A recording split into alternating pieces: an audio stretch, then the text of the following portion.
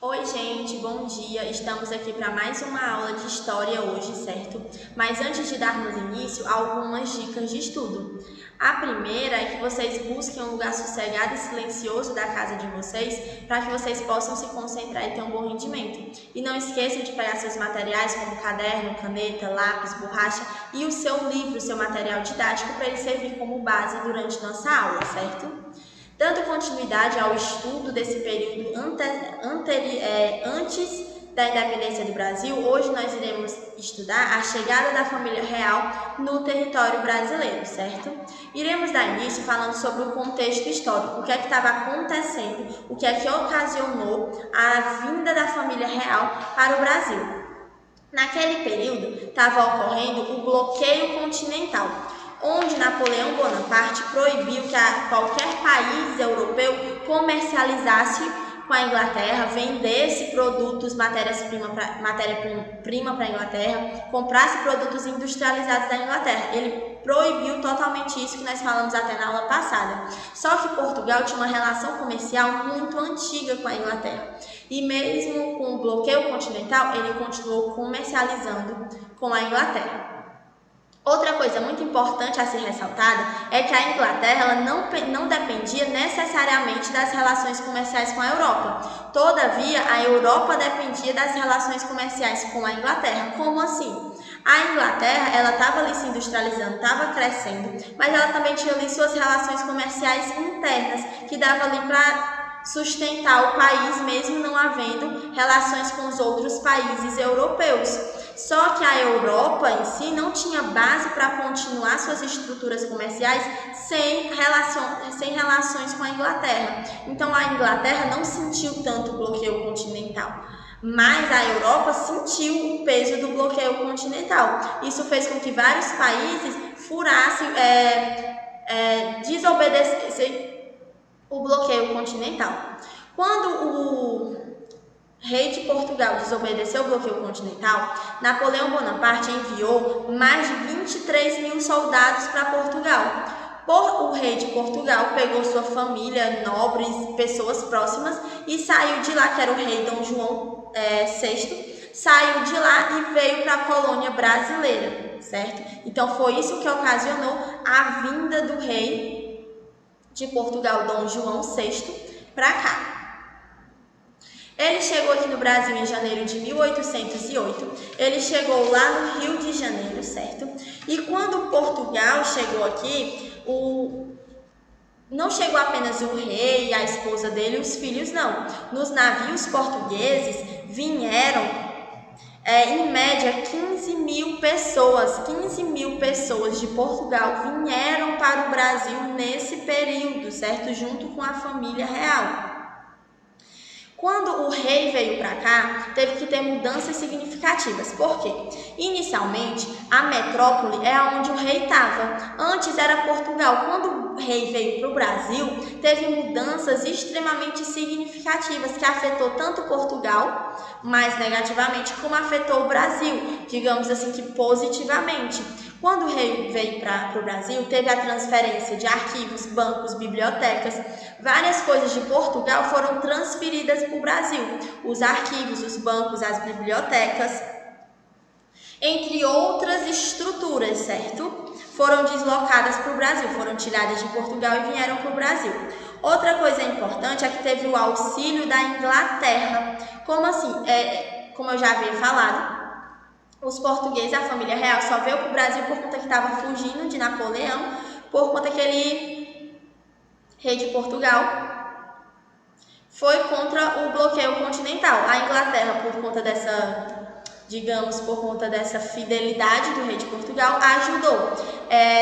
Disponibilizou navios para que a família real e as pessoas próximas, as 15 mil pessoas, pudessem vir para o Brasil. Também mandou para Portugal tropas para poder amenizar os impactos do exército de Napoleão no território português. E também mandou alguns navios de escolta para poder trazer o rei e o restante do pessoal em segurança até o Brasil, certo? Em 1810, Portugal fez alguns tratados referentes à comercialização com o Brasil, que agora, antes colônia, agora digamos que ela era a metrópole. Esses tratados estavam relacionados ao comércio. O principal é o Tratado de Comércio e Navegação, aonde o rei de Portugal, ele favorece a Inglaterra até mais que os portugueses. Como assim? O Tratado de Comércio e Navegação está relacionado a taxas alfandegárias. São as taxas que os países pagam para poder comercializar os seus produtos dentro ali do Brasil. É uma taxa paga, um imposto. E o que é que acontecia? Os outros países europeus pagavam uma taxa de 24%. Os portugueses pagavam uma taxa de 16% e os ingleses pagavam uma taxa de 15%. Então, os ingleses eram mais favorecidos, mais privilegiados que até mesmo os próprios portugueses. Então, o que é que acontecia com essa menor taxa alfandegária? Os ingleses iriam pagar menos impostos, então os produtos deles seriam mais baratos, então venderiam mais rápido, certo? Então, os ingleses, no Tratado de Comércio e Navegação, foram mais favorecidos que até mesmo os portugueses. Com essa chegada da família real do Brasil, teve vários investimentos. Eles investiram na estrutura do Rio de Janeiro, principalmente, era onde a família real se encontrava. Eles criaram o Banco do Brasil, a Casa da Moeda, Jardim Botânico, Teatro Real, Biblioteca Real, Imprensa Real, perdão. Tudo isso foi criado.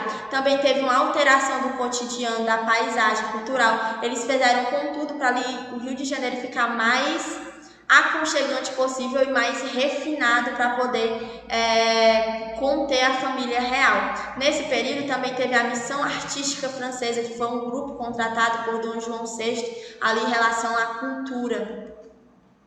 Aqui eu trouxe a imagem de algumas dessas estruturas. A gente tem o Banco do Brasil, o Jardim Botânico, a Casa da Moeda, certo? A Casa da Moeda e o Teatro Real. Com a chegada da família real no Brasil, teve duas revoluções importantes para serem pontuadas. A primeira é a Revolução do Porto, que aconteceu em 1820, certo? É considerado um movimento militar que aconteceu no Porto, é uma região no norte de Portugal, e ela se expandiu até Lisboa. Esse movimento ele teve apoio da burguesia, do clero, da nobreza e do exército. O que é que estava acontecendo? Depois que o rei de Portugal saiu de Portugal e veio para o Brasil, Portugal estava enfrentando uma vasta crise econômica, política e social.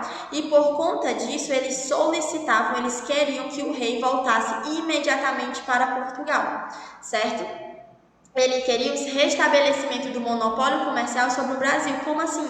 Porque antes o Brasil só podia comercializar com Portugal, por conta que o Brasil era a colônia de Portugal. Então, só quem podia,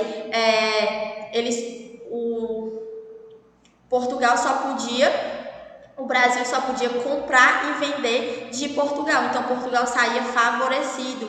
Só que o que aconteceu? Quando o rei veio para cá, isso acabou. O Brasil teve os seus portos abertos, então outros países podiam comercializar com o Brasil. E isso afetou diretamente Portugal, certo? A outra revolução importante a ser pontuada é a Revolução Pernambucana, que aconteceu em 1817. Que foi a burguesia comercial, regional e membros do clero que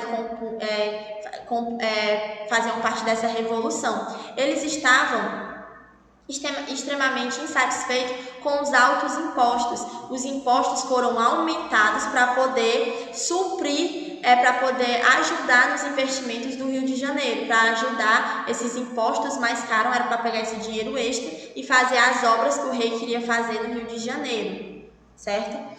Eles queriam instalar a república, eles queriam uma abolição gradual da escravidão, eles queriam que a escravidão acabasse aos poucos, certo? Não fosse de uma vez. Eles conseguiram derrotar as tropas portuguesas que estavam lá, né, em Pernambuco, e conseguiram instalar um governo provisório. Durante esse governo provisório, que durou um curto período, eles fizeram a extinção de impostos, uma igualdade de direitos, tem uma redigitação, certo? Perdão, uma tolerância religiosa, liberdade de imprensa, certo? Só que o que aconteceu?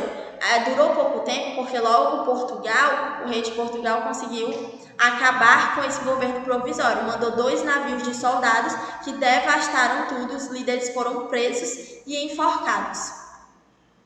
Gente, assim nós encerramos nossa aula de hoje. Se você quiser rever essa nossa aula ou qualquer outra, vocês podem estar acessando o site da escola ou o canal da escola no YouTube, certo? Para assim vocês podem assistir as aulas quando e onde vocês quiserem. Lembrando de baixarem o aplicativo da escola no Play Store para terem acesso às agendas digitais. Espero que tenham gostado da nossa aula de hoje e até a próxima!